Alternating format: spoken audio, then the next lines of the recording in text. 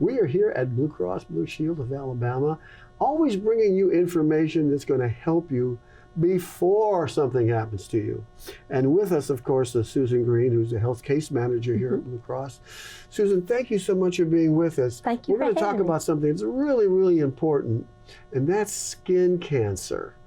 And a lot of people, when we're young, we do a lot of things that we shouldn't have done. But in most cases, what is the common skin cancer? The most common skin cancers are basal cell and squamous cell carcinoma. The one we worry about is melanoma. Right. Those account for about 1% of all skin cancers. And so basal cell is what then?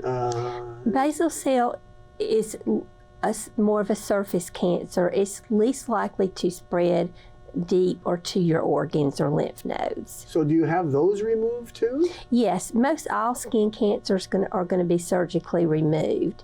Okay. The more serious form, such as melanoma, sometimes requires additional follow-up treatment.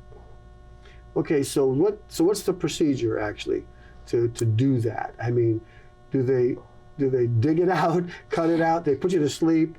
What do they numb it? How does that work? It depends on the location, the size, the staging of the skin cancer. Most of the time, it's just a simple excision in your dermatologist office. Yeah. But if you have a melanoma, sometimes they have to do a wide excision, take more tissue out. Those are deeper, and they usually do put you to sleep for those. Okay, so interesting thing about both of those. When does a basal cell become a melanoma? I mean, does it start always out as a basal, or can it just start out as a melanoma? If it's melanoma, it usually starts out as a melanoma. Oh, okay. Yeah. Okay.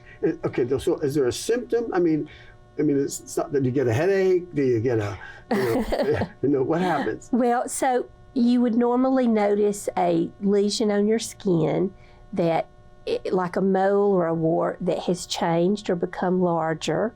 It looks different from other moles on your skin. Yeah. So you would go to have that checked out. The doctor would evaluate it, do a biopsy, and determine what type of skin cancer it was, and if it was skin cancer. And then he would determine what type of treatment you need. So what about prevention now? What do we need to do to say, okay, we see all these things, SP40, SP3000, SF60,000, I don't know. Okay. Well, the CDC recommends that you use a sunscreen that's water resistant and has water resistant and has an SPF of 15 or greater. 15 is not very much. Well, 15 is what they say, 15 or greater on the SPF. You need to apply it 30 minutes before you go outside. Use at least an ounce, rub it in really well. Yeah. And then once you are out in the sun, you need to try to stay in the shade and reapply that sunscreen every 2 hours or more frequently. So if you're out in the sun trying to get a tan, you got to stay in the shade. Well, you shouldn't really be trying to get a tan. Any tan is skin damage, so we really don't recommend you tan. I've seen these people at the pool, and they're brown. But they're tan all over. Does that mean that they're? Well, they have skin damage. A tan is not healthy like we used to think it was. Yeah. A tan means you have skin damage. Is that right? Mm-hmm. So we recommend that you apply the sunscreen. Right. Reapply. Don't get any sun.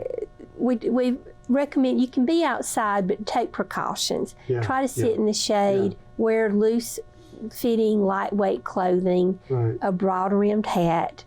Apply that sunscreen every 2 hours or more often if you're swimming. Right. Don't forget the tops of your ears, the tops of your feet, things like that. What about age?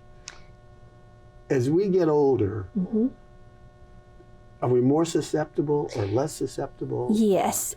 As we get older and our immune system becomes weaker, we start to see skin cancers. And these are usually the result of skin damage or sunburn that we've had as children or growing up. Yeah. So normal moles that we had before can undergo a change and become skin cancer. Well, Susan, thank you so much for being with us. Great information. If you see something on your body that looks different, talk to your dermatologist. If you don't have a dermatologist, go to the website on Blue Cross Blue Shield, and there's plenty on there you can talk to in your area.